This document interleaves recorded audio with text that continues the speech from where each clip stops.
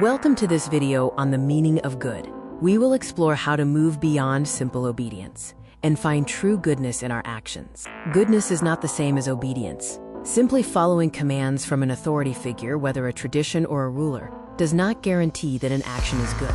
We must move past the idea that power defines right.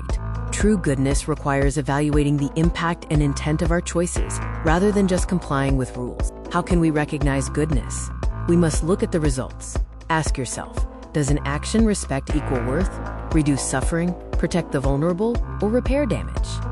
There are 7 key fruits of true goodness, including respecting the worth of others, reducing suffering, enlarging freedom, protecting the vulnerable, repairing damage, avoiding privilege, and telling the truth. Wisdom is found in examining the actual impact of our choices. The true measure of any action is how it affects the well-being of others, not how well it follows a trend. Both tradition and innovation must be judged by the same standard. Neither is automatically moral just because it is old or new. We must weigh their consequences for human dignity. When duties conflict, prioritize principles that preserve dignity, prevent irreversible harm, use the least coercion, and remain open to correction. There is no moral purity in refusing compromise if it causes others to suffer. Rigidly adhering to rules at the expense of others is often a failure of empathy.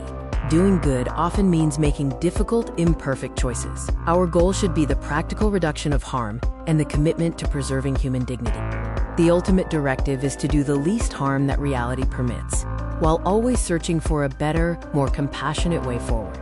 In conclusion, carry the light. Reflect on the fruits of your actions and strive to live together in shared dignity.